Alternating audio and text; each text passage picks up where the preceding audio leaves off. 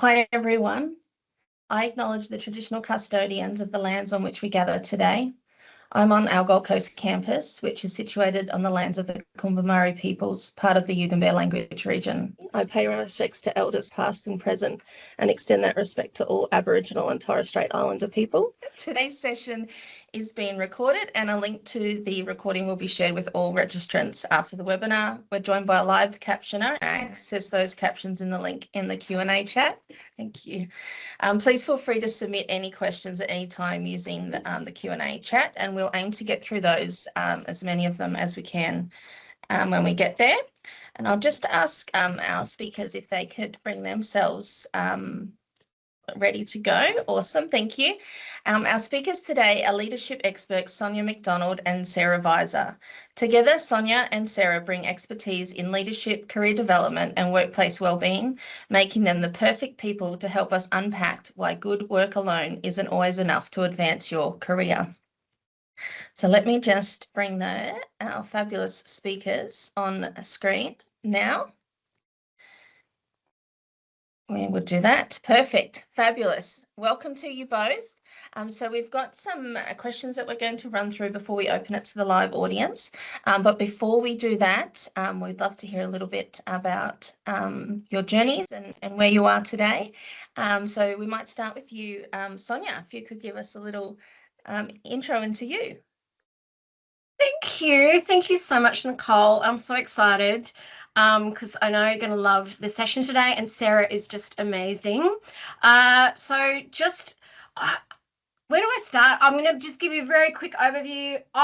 Griffith University student, Gold Coast campus when it first opened, so you can kind of tell how long ago that was. In HR, did a HR business degree there, loved it.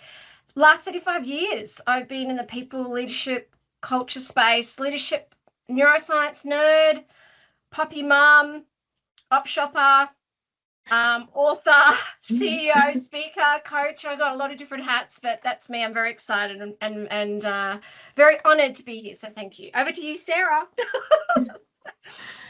Thank you, Sonia. Yes, I was a Griffith graduate in 2000. I'll say the era that I was in.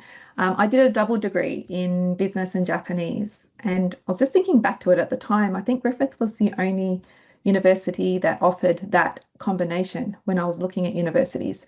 So that's why I chose Griffith, and specifically on the Gold Coast, and it was a wonderful few years I had there. So yeah, my name is Sarah. I'm a leadership and mindset coach, and I have my own business called Beyond Burnout. So after I graduated with a business degree, I spent 20 years in the corporate world. I was a leader, a consultant. I specialized in change management, which is all about leading large-scale technology and cultural change. But my story changed. It did change in 2017 when I hit a huge patch of what we now know as burnout. And so for me, burnout was a corporate career killer. So what I found, it took me a couple of years to kind of get through burnout and understand it. And then unfortunately too, I've got a long-term health condition that came out of that called chronic fatigue syndrome, or ME/CFS. But what it's done, it's allowed me to morph my career into having lots of hats, just like Sonia. I call it a portfolio career, where you do lots of different little things.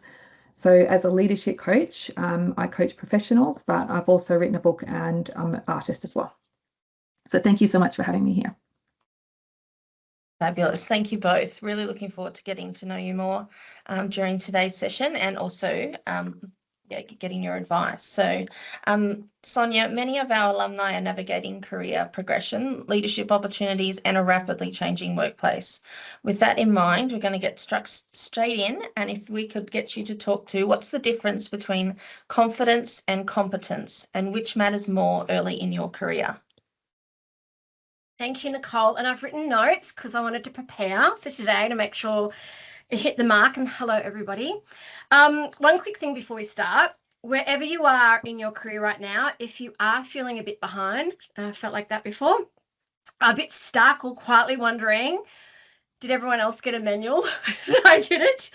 You're in good company, extremely good company. And it doesn't mean you're doing it all wrong, promise me, okay? And I'm going to share some stories here.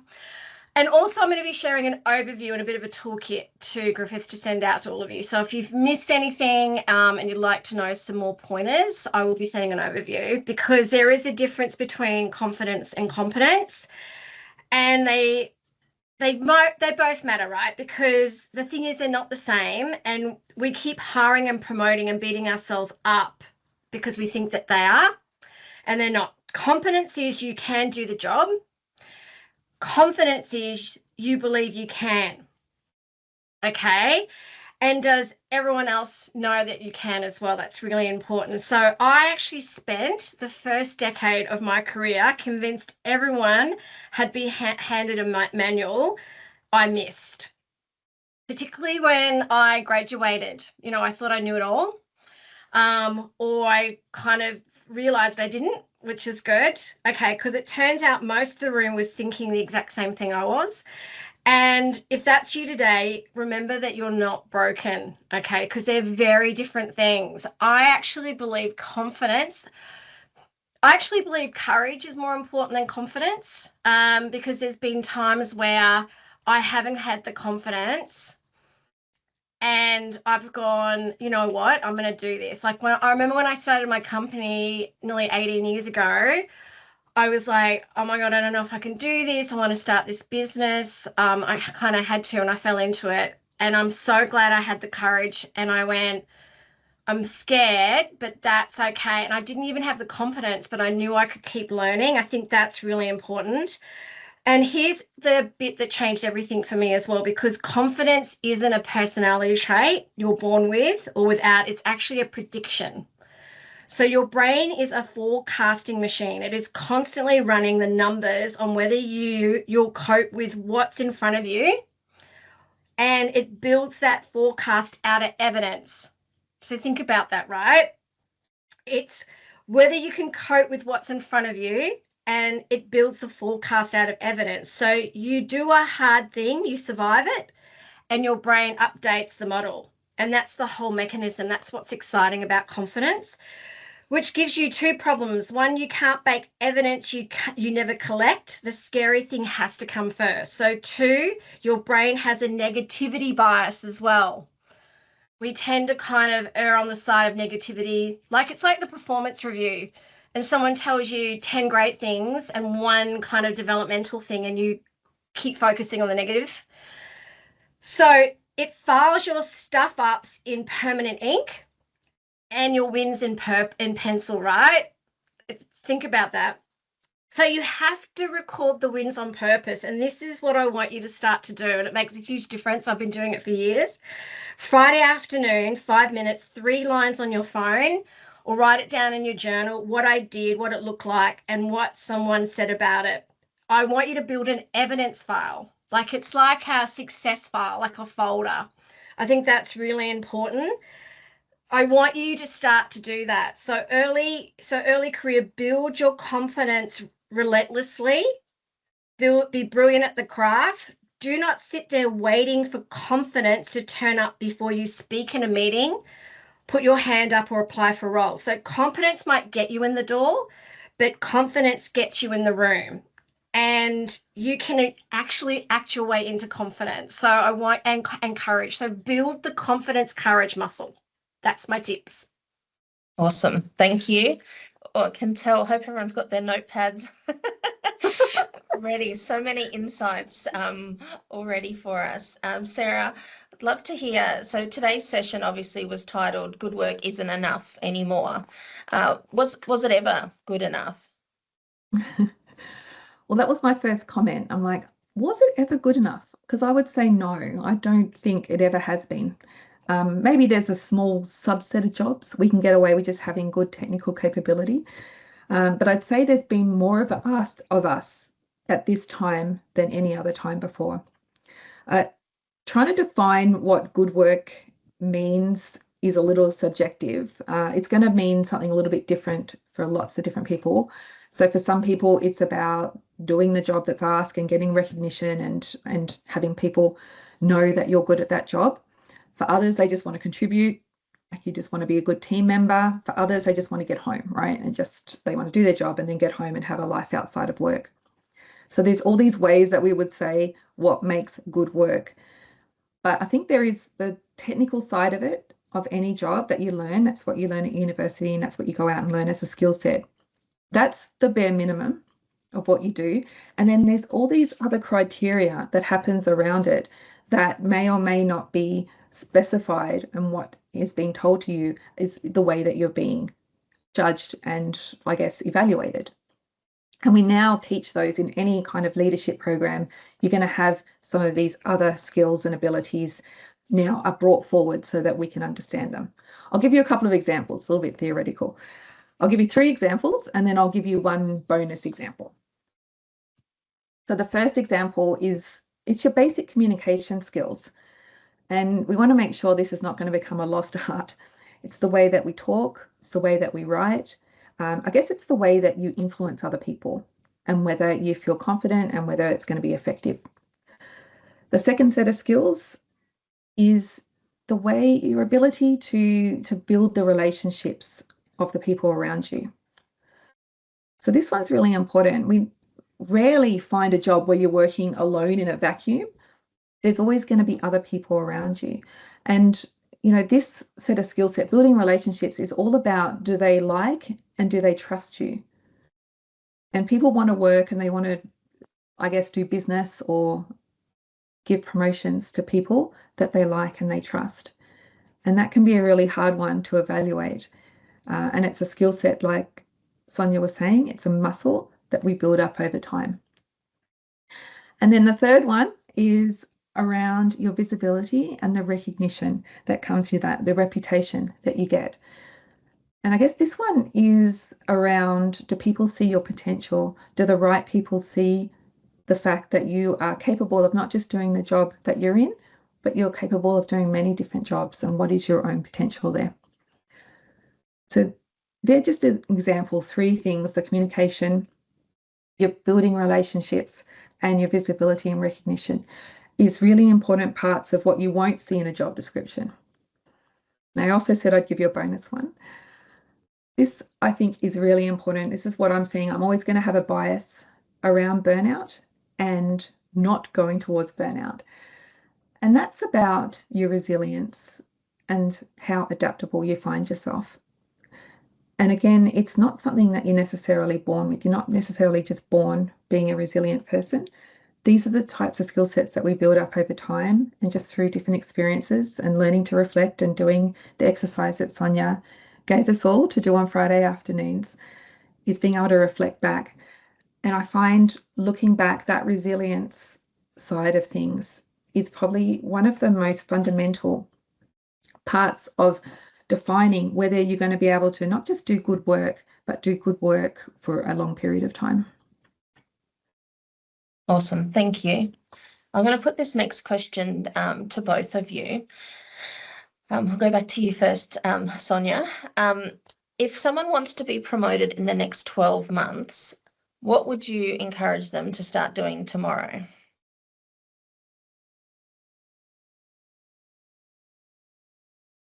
Oh, I can't hear you, sorry. Is that just me? It could just be. I'm so sorry. No, there you go. Oh. Yep. Thanks so much for that, Sarah. That was so awesome what you said before. And this is such a great question.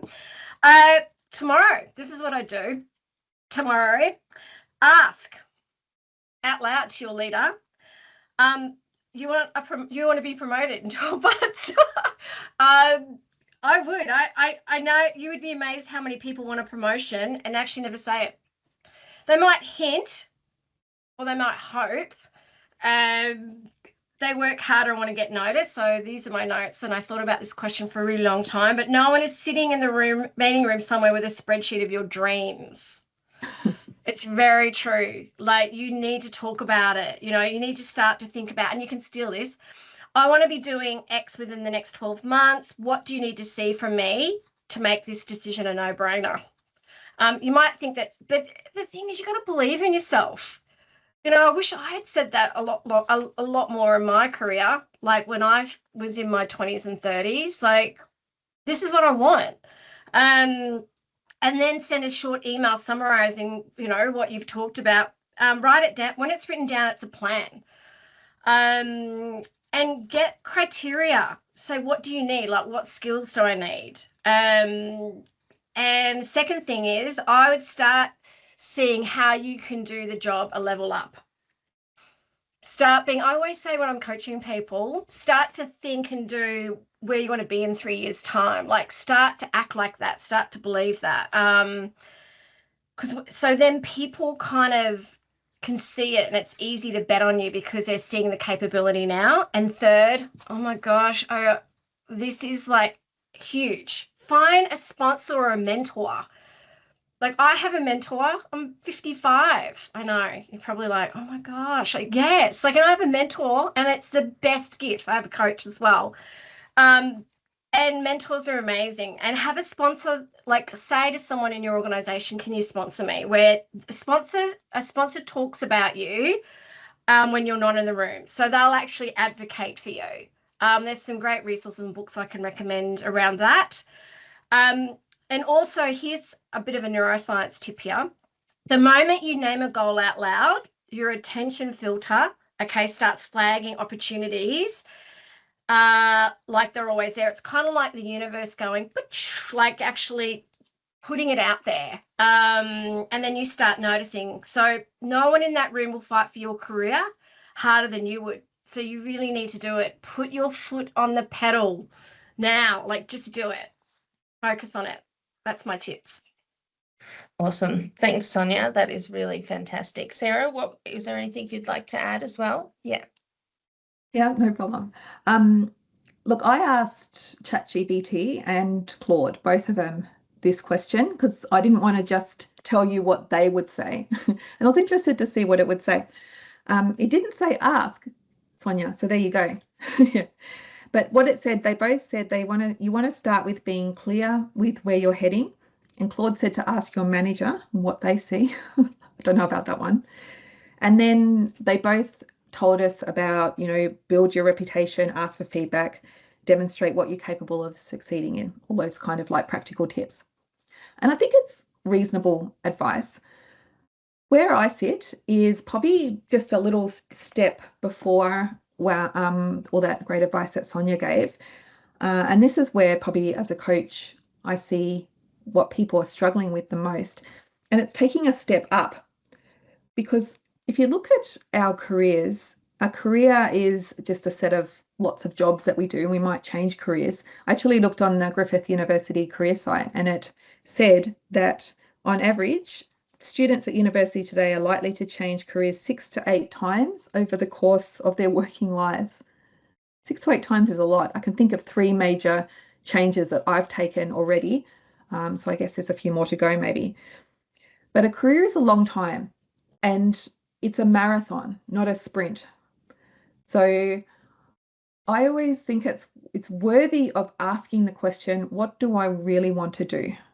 And is what I'm doing right now, or we get given career paths based on what our managers are doing or what an organization we're in kind of like shows us as a career path. But it's worthy to kind of like take it up a strategic level and ask yourself the question of, is this really what I want to do?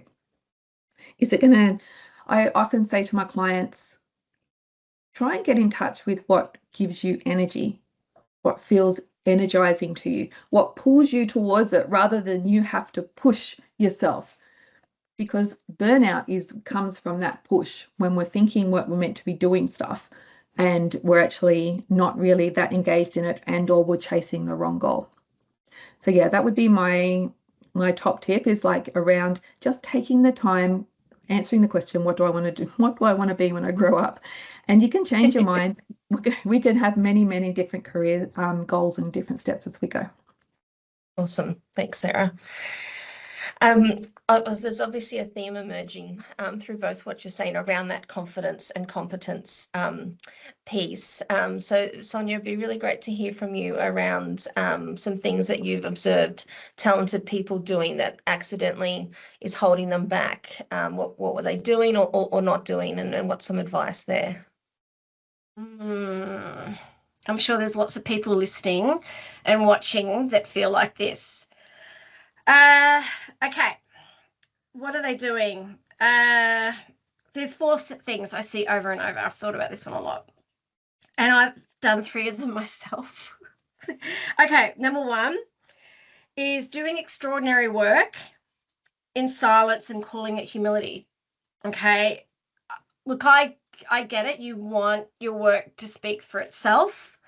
However, it's also called invisibility. So I think it's really important that you actually tell people what you're doing. Like, you actually share what you're doing, but also in terms of, like, from a leadership perspective, that you are sharing what your team are doing. Like, you actually say, my team, like, let people know my team achieved this week, and celebrate your team and say thank you and show gratitude for your team. But tell your leaders around you what you're doing and what your team are doing. Okay, I think that's really important. Number 2 is waiting until you meet 100% of the criteria. So putting your hand up until you tick 10 out of the 10 boxes. We've all heard about this.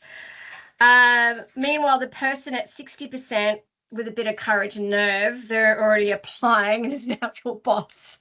So it's really important that 6 out of 10 apply. Just do it. Okay, I think that's really important. Also, I think number 3 is saying yes to opportunities, like going for opportunities, looking at things that you could work on or do, and say yes to them, and just saying yes to them and saying, I want to stretch myself, give me opportunities, what can I do? And number 4, this is getting feedback. I think it's really important that you need to get feedback. Okay, so treating feedback as a gift is really important. And also seeing the learning in it. Like, we always kind of go like, oh, give me positive feedback, developmental feedback, and we're scared because we're worried about the developmental. Remember, whatever developmental feedback is a gift. You don't always have to take it on board, but see the value in it. So I always say to people, the more seriously you take your self-development, and development is getting feedback, the more seriously others will take you. I think that's really important. And say thank you to the feedback as well. They're my tips. So remember, your work doesn't speak for itself. You need to speak for it.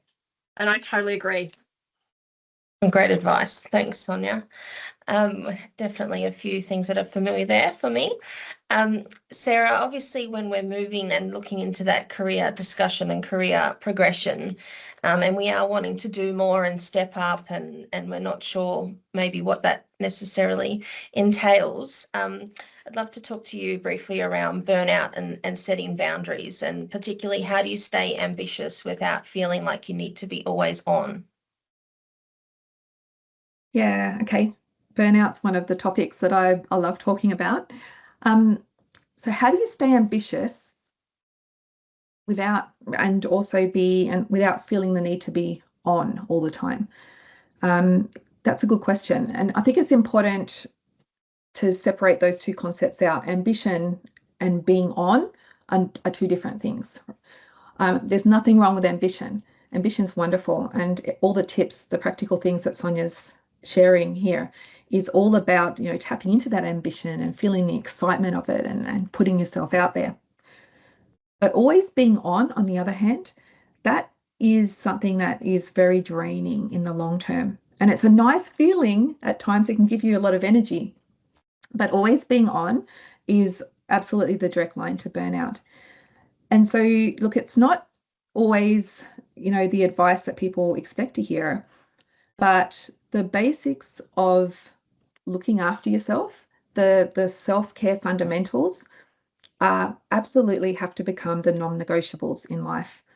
And that's just going to be things like making sure you get enough sleep, making sure you eat a good-ish diet. I always say good-ish because, no one can be perfect. Making sure that you've got a good social life, and that might just be with your pets or you might just be that you've got friends and family around. Making sure you get outside in the fresh air, exercise, sunshine. Those fundamentals are the things that we can fall back on, and they give you a little bit of a break from that feeling of always being on.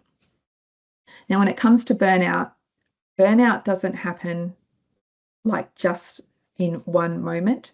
Burnout is something that you build up to over time. And it starts out feeling really energized. It starts out with those feelings of always being on, feeling really ambitious, I often align it to that feeling, this excitement that comes with burnout. And then what you're feeling at that time is a release of chemicals. So you're running on adrenaline, you're running on cortisol. And over time, if you don't look after the fundamentals that I just spoken about, especially like getting enough sleep and managing stress, then those chemicals can start working against your body and you start waxing and waning. And then you truly know you hit a time of burnout when there are 3 big indicators: when you feel exhausted, when your energy just absolutely is not there anymore, when you start to feel less of and the ambition that you felt before and the excitement for the job, and you want to start putting some distance between yourself and your work. And then the last one is a lack of confidence. And I can tell you exactly when I started to burn out, it was probably about 7 years before the big event itself. So it's not something that necessarily happens straight away, but it's when life goes a little bit off course. Yeah, so the fundamentals are always going to be so important. Awesome, thank you. They're really important reminders, and yeah, the future looks bright and excited for the next step. Yeah, you sometimes can forget those really important things that you need to, as you say, keep as a non-negotiable. And obviously sometimes there's opportunities to progress internally, or sometimes you're looking to shift companies. And so, Sonia, you can often get a great sense of a company's culture through their recruitment process. But what's something employers actually look for, but they never tell you in a job ad? Gosh, where do I start? Honestly, it's how you make people feel. I think that's really important. I mean, I think skills get you shortlisted. They absolutely get you shortlisted. Everything else after that is human. And this is what's really important at the moment, because I've spent many years in HR, and I've actually sat on both sides of hundreds of these conversations. And the debrief after you leave the room is never, oh, gee, their Excel was exceptional. It was, oh my gosh, they made me feel good. Like I'd love that person next to me on a bad day, right? And this isn't fluffy stuff. This is neurological, because this is why I love neuroscience so much. Because before anyone's brain asks, is this person capable, has already asked, is this person safe? Do I trust this person? Do I feel safe with this person? The threat detection runs fast and first. Okay. And we've all been in that situation where we go, I don't know if I feel safe with this person. Can I be vulnerable with this person? And what I think it takes, and you can learn this stuff. Amy Cuddy's done some stuff around this, and it's called warmth and lead. Is warmth, steadiness, actual eye contact, genuine interest in them, curiosity, compassion. A safe room hires you. Okay. And I think these are some things I think you can really learn: is curiosity, asking questions about the business and also about the role, coachability. Can you actually say, hey, you know what? I don't know the answer. Can I get back to you? Maybe I've got that wrong, and what I've learned as well. And also it's about how you talk about your last employer as well. And I think that's really important. Don't trash them. I think that's a really big one, because you'll be surprised how small the market is and how the small industries are, because it is 6 degrees of separation. And also, here are some questions that I'd take in with you. What does great look like in this role in 12 months? And what's the hardest part of this job that isn't in the job ad? So there's some really good questions. And flip it around. You're interviewing them. So I think that's really important. And I've seen it time and time again, like being ghosted or being disorganized. So think about the culture as well. Like, what are you feeling about them as an organization as well? I think skills get you shortlisted, but I think character gets you hired. So that's why the more you can understand who you are and your character and what you stand for, that'll shine through as well. Fantastic advice. Thank you. That's so really great insights there for everyone to take away and to use. And that human element is obviously so important. But Sarah, as we know, there's a big elephant in the room called AI. And is that something that you're seeing with your clients at the moment in terms of, some fear around AI and what that means for their role, and what sort of advice do you have in that space? Yeah, it's a good way to put it, the big elephant in the room. Look, if I look at it from a change perspective, there is huge amounts of change coming through at the moment. And I think it's the fear that you're alluding to is the fear of the unknown. And as humans, we hate things that are uncertain or unknown to us. We're just not wired for that, are we, really? But I think we need to break it down into two different groups here, because I know there'll be lots of different types of people on the call.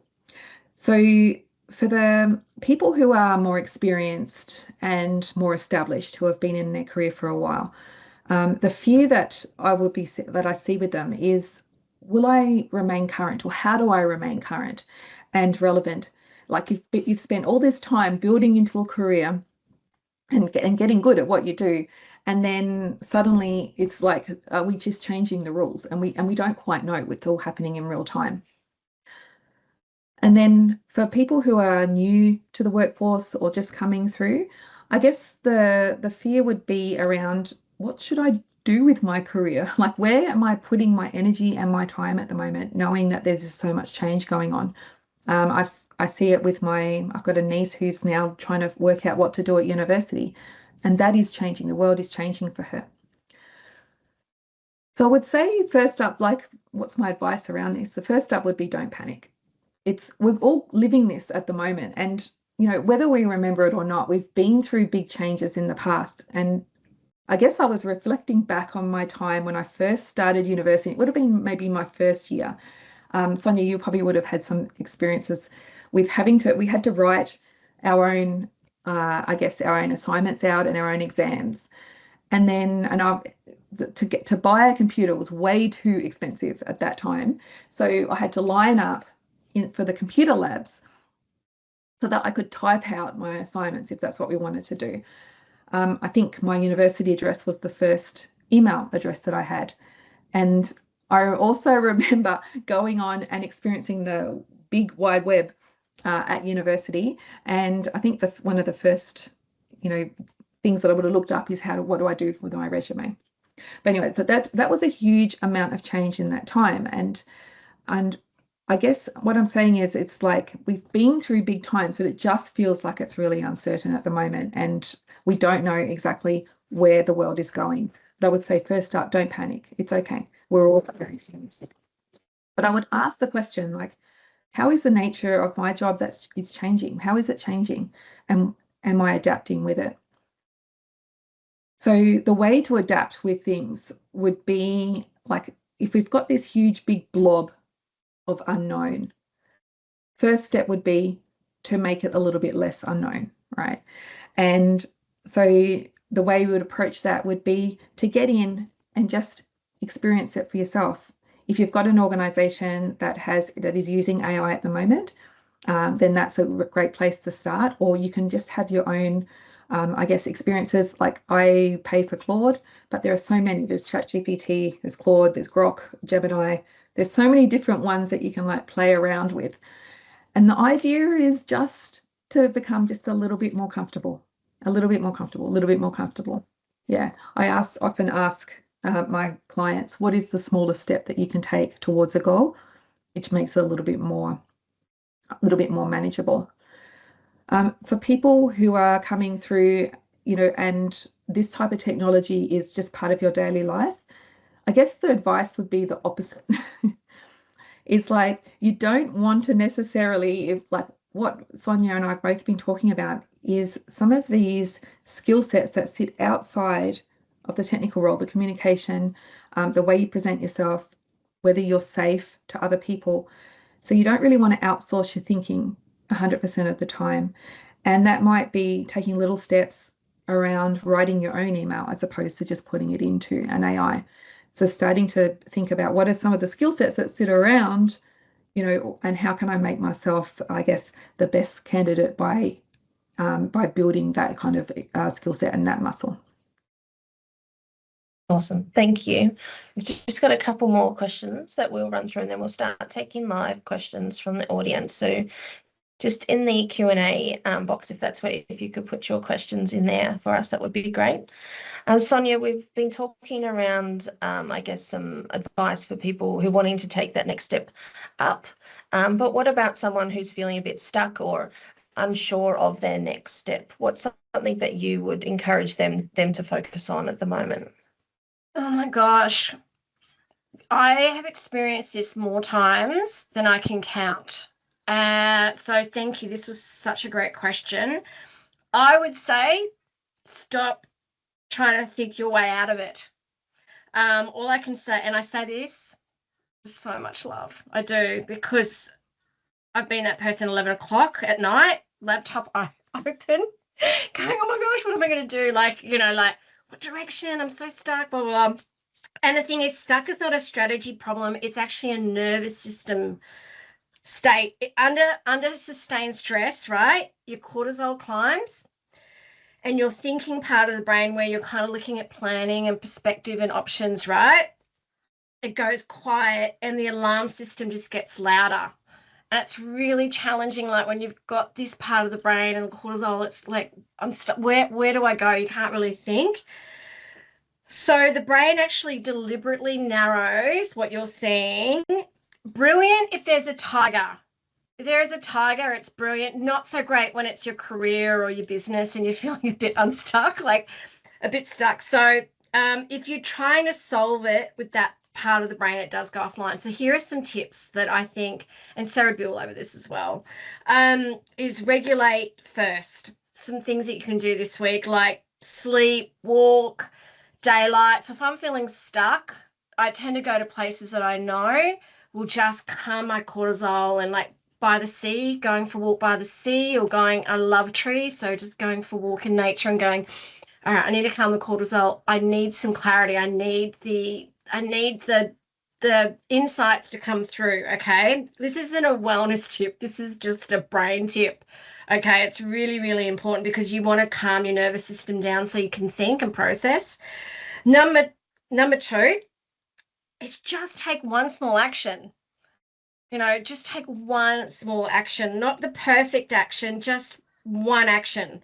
Maybe it could be messaging some people whose careers you admire and maybe asking them how they got there.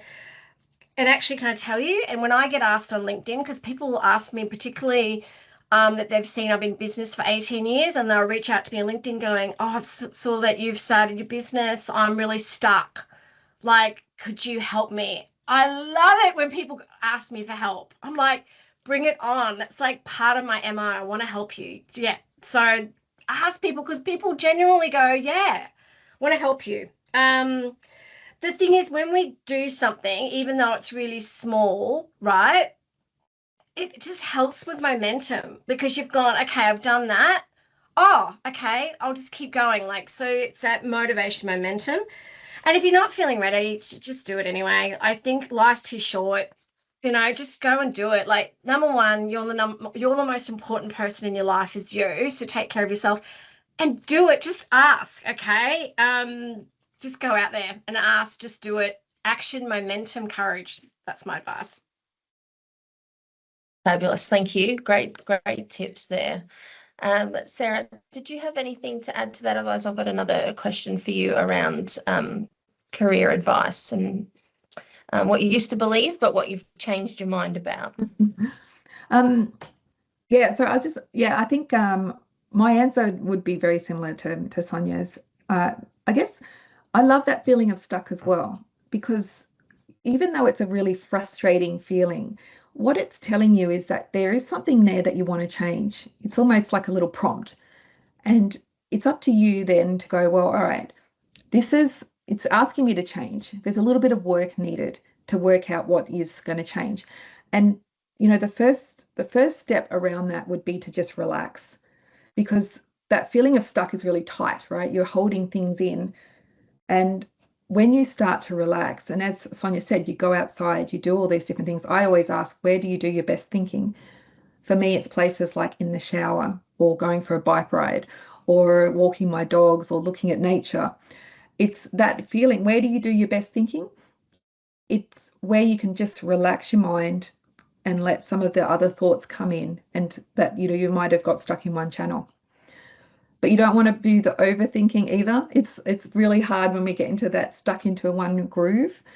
So then I think it's great advice that Sonia gave is just, you might want to talk it out next, or you might want to write it out in your diary. It's feeling of stuck is giving you some motivation to look for more information, to try something new. And then also, what is the smallest action you can take? Perfect. Is just if you want to ask a question like, what am I meant to do with my life, and I need to work out what's going to happen in the next 10 days, then you're just going to stress yourself out and you're never going to get a good answer. But if you ask, what is the smallest thing that I can do? And if, one of those actions that Sonia said then was, I'm going to just reach out to one person that I admire and put something in their diary and ask them for a coffee and offer to buy them a coffee, or go for a walk with them, or whatever you need to do, then you're just taking some action, and it's giving you a sense of progress and momentum that you're naturally going to be able to build on. Thank you. And was there anything, a piece of career advice that you used to believe that now you've changed your mind about? Yeah, look, if I look back on my experiences and loved everything I did, but I would look back now and say, never lose yourself into any one job or any one idea of what your career is meant to be. And, Bob, what I mean by that is, when I went through that period of burnout, what I found was that sense of identity of who I was, the way I described myself, the way I looked at life, all the things that I kind of aspired to be, was very much tied with what I did in my work. And when I stopped doing that, it was a really painful time, because I'm like, well, who am I? You go through a whole identity crisis. We often feel that to do a good job in our work, we have to give it 100%, especially at the beginning of our career. We have to commit ourselves. We have to, I guess, do all the things that we feel. But the best employees, the people who do good work, the people who I feel are the most resilient, or you see the most, the people who hold it together and have a long career, it's marathon, not a sprint, so I keep saying, are the ones that they have a life outside of work, they have other interests, they know when to draw the line, they know when to go home, but they also know when to press down on the accelerator and commit themselves to their work. So it's finding a balance. I look back now and know that I didn't need to be 100% just on work to be good at my career. Great, thank you. Really great advice, Sarah, and particularly about that. Yeah, listen to the stuck and then see what it's trying to tell you. I think that's great. And Sonia, what do you think has changed about what it takes to succeed today? I think Sarah sort of spoke to that a little bit there, but what do you see around what has changed? Yeah, she absolutely did. Oh my gosh. I actually think the shelf life of what has collapsed. I mean, I think for decades it was like, expertise was, you had to be the expert. You learn a thing and you become the person that knew that, and then you held it for 20 years. And I think AI has flattened that a little bit.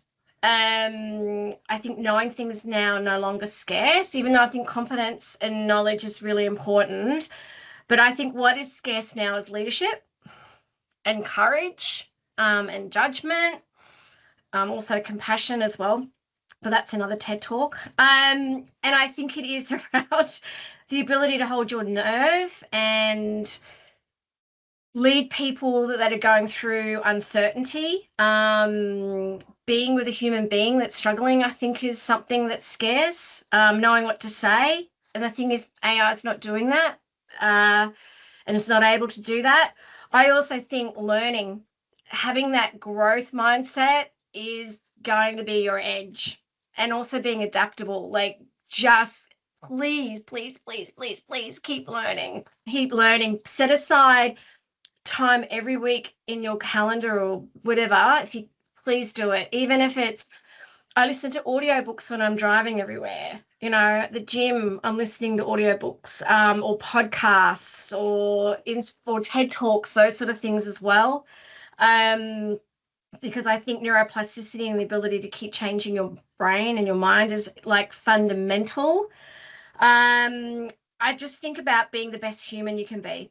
I think if you can just keep learning, learn to self-regulate, and just having that courage to keep speaking up for yourself and others and doing things that matter to you, and learning leadership. If you can learn leadership and how to self-regulate and you and that's going to be more valuable than anything. That's what this is our edge, is being humans and showing humanity. Awesome, thank you. We're going to go into some live questions now, so we'll be jumping around the topics a little bit, and we'll see how many of those we can get through. So I might most of them are just general questions, so we'll take it in turns, or if you've got extra to say, we'll just jump in.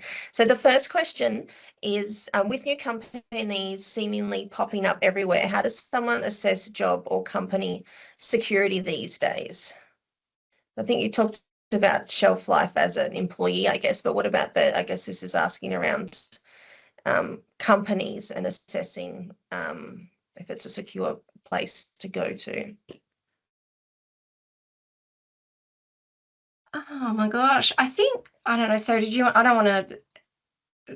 to start with that one? Or? That's all right. You go. That's fine. I think just research them. I think well, I actually do that for every company, because I always think it's good to see what kind of cultural leadership they have there as well.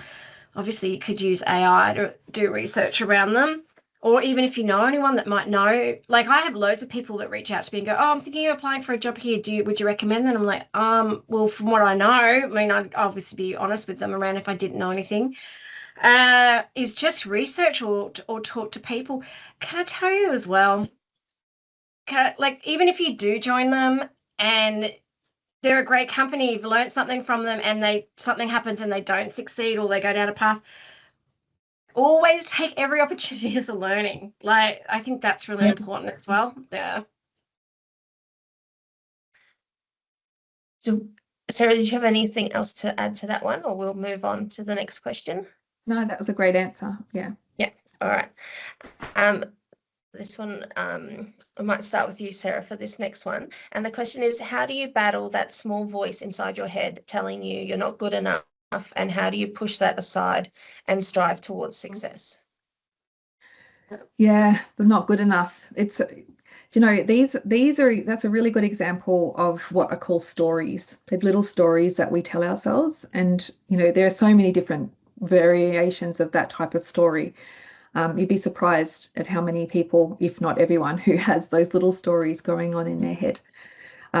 It's something that I feel is that we just have to learn to manage over the years and over time. It might not be something that we ever 100% get rid of, but it is definitely something that we can start to recognize. And it's putting a little bit of distance between yourself and the stories that we're saying. And so, for example, if I'm not good enough is your story, then the next time that comes up, maybe the small step that you could take is being like, oh, that's that feeling again of not being good enough. And you can label it. You can say, that is just my not good enough story.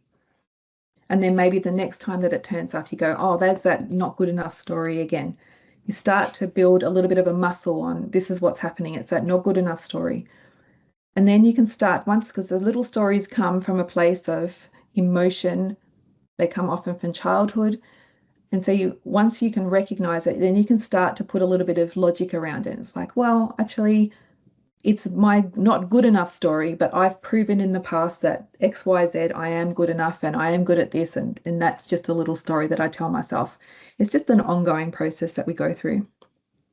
Awesome. Thank you. And Sonia, would you like to add to that as well? Yeah, I love this space. I love talking about this space only because it's just what I've been living and breathing for the people I work with for a long, long time, many years. And also, I have absolutely imposter syndrome stuff as well. I've totally looked at myself and gone, is the no talent police going to come and arrest me, right? That's a Mike Myers quote. The thing is, you're everyone's so worthy is I love it is about the stories, but it's also about, I believe it is the whole worthy folder, the worthy like write the good stories or the positive successes. Like that's really important. I'm a big one around and again I find I tell myself the story when I'm stretching myself. So when I'm actually trying to be courageous and I've gone, all right, I'm going to kind of do this, and then I go, ooh, okay, I'm not good enough. I don't know if I tend to do it when I'm feeling I need to, and then I go, again, I just push through it. I go, okay, I got this. This is just my body preparing me to get into battle, and I'm totally good enough.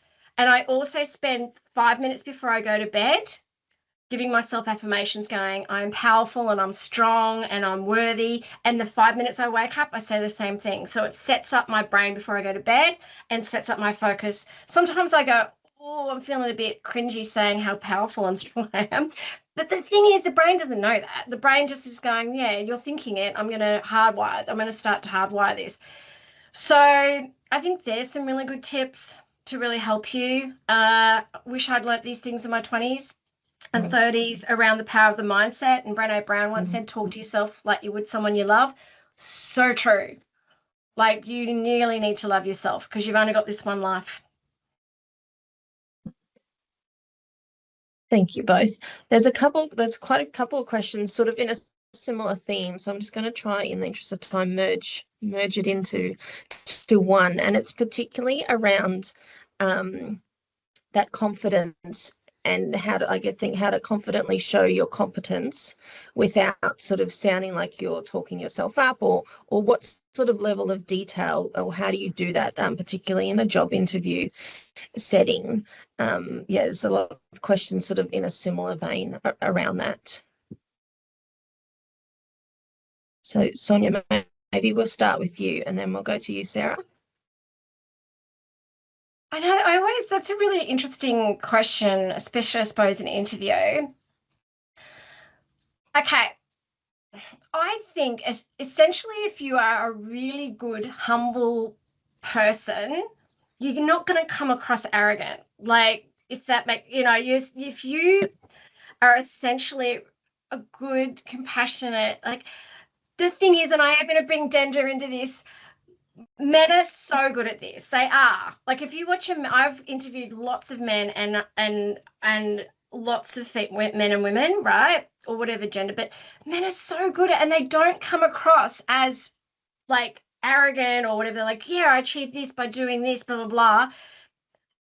Doesn't matter. Like, just say it. Like, it doesn't matter. Like, as a woman, we need more women advocating and believing themselves. We need you, because the thing is, if you're not, the men are going to get the opportunities and going to be sitting at the table, not the women, because the women are sitting back and going, I don't want to sound, like arrogant, or what. The thing is, you're not going to. You can I'm also a great believer to go, I want to be humble here, but there's also part of me that wants to park the humility and share with you how great I am. So you can even name the elephant in the room and go, this might appear as though I'm not being humble, but the thing is, I am being humble because I believe in myself. So, and I believe I can make a difference. And this is what I can achieve for you because I do believe in myself and the difference I can make in your organization. If you actually name it, it kind of softens it as well. That makes sense. That's great. Thank you.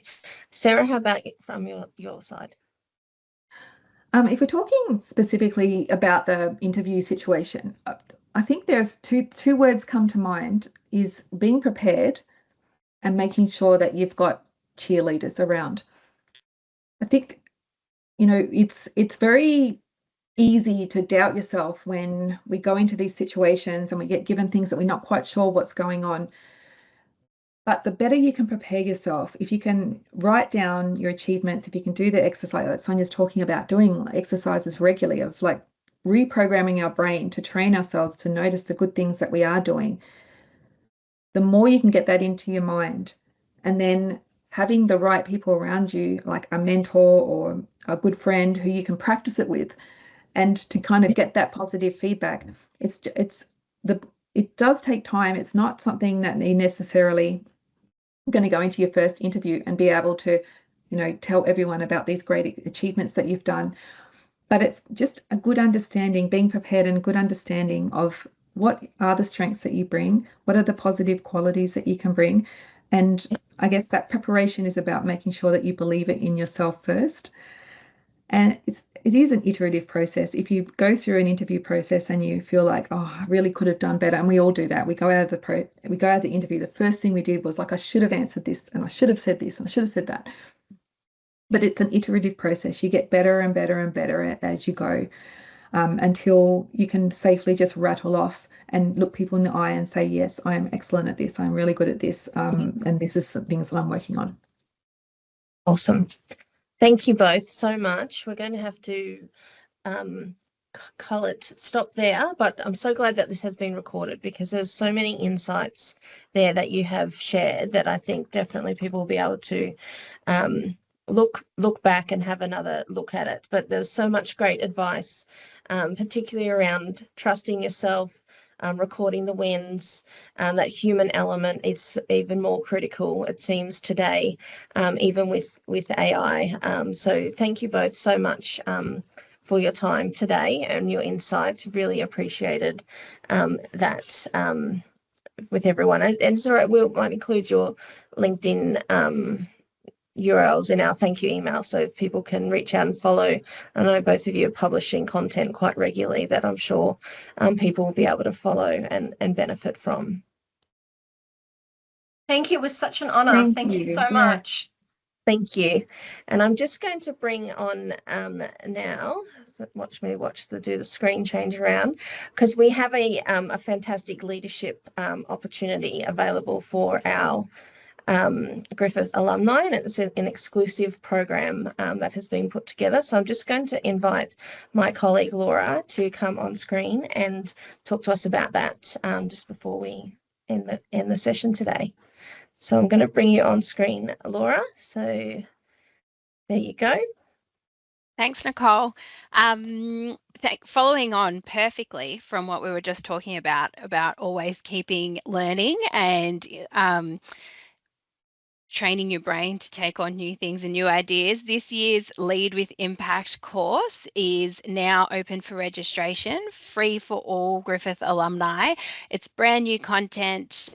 This year the program's called Leading for All, and it covers the areas of developing others as a leader, managing people, and going from good to great leadership. So if you've participated in our very successful online course before, it's all new content, all new speakers, and you're welcome to join again this year. Or if you're new and want to just start your leadership journey, the course is run by the team at Griffith Advantage within the Griffith Business School, and at the end of once you complete it, you will get a digital badge to put on your LinkedIn, and as well as many new skills, practical and theory, on how to be a great leadership in a changing work environment. So we invite you all to join. The link, I think, will go in the chat. We will put it in the post-event email as well, but you can always look at our website and on our socials and register today. Access is from Monday, and the first live session will begin on the 19th of August.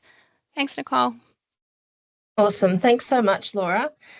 So yeah, strongly encourage everyone to look into signing up for Lead with Impact. It's a fantastic program that the university invests in for the Griffith alumni community. We've got lots of other events coming up soon, so we'll post those in the chat, a range of different event types and different locations. So feel free to join us at any of those. We'd love to see you. It's open day this weekend on our Gold Coast and Brisbane South campuses.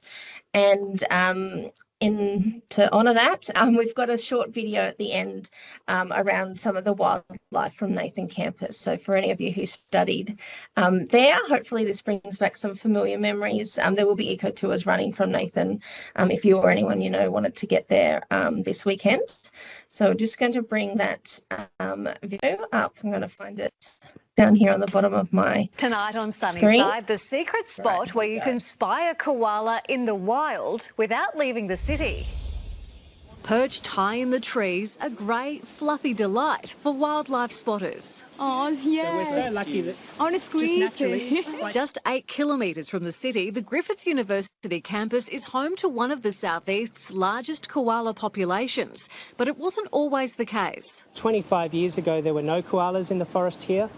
But over time, wildlife carers have released koalas into the forest. Now there are up to 80 koalas across the Nathan and Mount Gravatt campuses, and it's proving a draw card for international students. So awesome to see that wonderful animals. I really, really like koala bears. On about 95% of our tours, we've spotted koalas. It's an opportunity for you to get out with your family, come for a walk in the forest and maybe see a few things that you haven't seen. A hidden pocket where you can spot an Aussie icon.